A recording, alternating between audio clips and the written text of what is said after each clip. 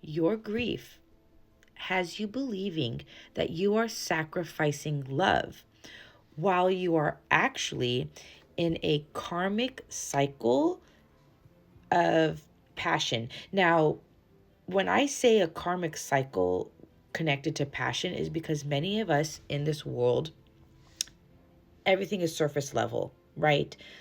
Looks, beauty. Rarely do people want to go to depths, right? There's a lot of lust, there's a lot of forbidden, non committal sexual energy out here in societal norms, right? And so many of us, I'm going to speak to the divine feminine here. Divine feminine, we have depth. We naturally are going to exude an energy that is calling people to have more groundedness, to anchor people into an unconditional space within the feminine energy.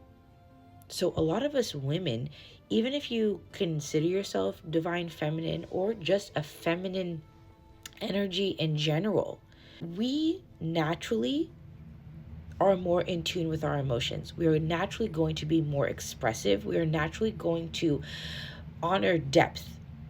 So in a very surface level society here, when we are dealing with men who are in non-committal energy, when we are dealing with a masculine that is in a shallow, empty space, they cannot meet depth.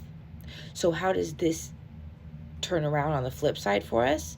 Many of us divine feminines deal with silence, we deal with rejection, and we have a hard time letting go, right? We have a hard time trusting that somebody leaves our lives for a reason. We have a hard time trusting where we're being guided. We have a hard time having the courage to believe in our worth.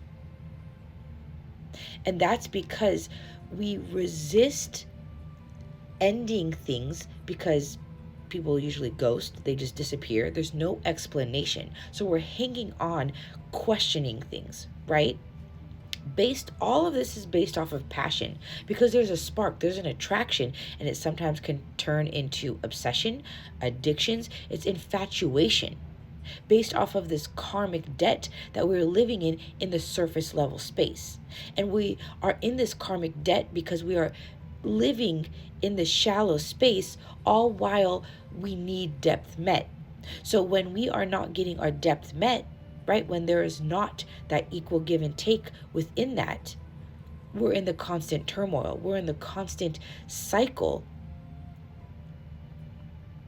of believing something that's not there, where we're fantasizing, where we're not putting up those healthy boundaries in self-worth, in self-love, that say, I'm worthy of more.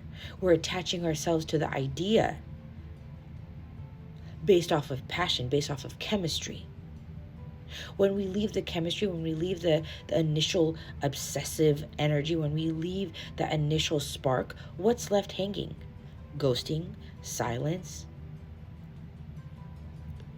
behaviors, red flags that we would not deal with once we step back. Once we leave that infatuated energy, that's where the karmic cycle is. For us to see that we're holding on to ideas, we're holding on to emptiness, we're holding on to emptiness because that's how we feel. Our grief has us sacrificing our intuition. And our grief makes us believe we're sacrificing love if we let go of this shallow connection. We're losing an opportunity at love, all while it was empty the whole time. These masculines, these people are not able to meet our depth. And until we realize the importance of our value, our depth, we're going to continue in the karmic cycle of shallowness, of emptiness, of hollowness, the surface level shit. We're not going to be met until we say with courage, we are letting go of the people who cannot meet us. Doesn't matter how attractive they are. Doesn't matter how big that spark was. Doesn't matter how connected we are in chemistry. And I did a reading, it was like last week. The lesson is in the silence. People run because they cannot meet us. People go silent, they ghost because most of us feminines, we intimidate the fuck out of people. You don't have to be healed, you don't have to be on some wild journey. Feminine energy is deep, it's raw, it's real, and it asks you to stand up and show up. And if anybody is living in that surface level, shallow energy, lusting, non-committal, they cannot meet it. Period. Point blank. So humble that gorgeous fucking heart of yourself and let yourself let go. Come into humility and let God. Trust God. That when these people go, let them. They couldn't meet you, because the people that can, they will stay and they will show up and they will meet you at that depth.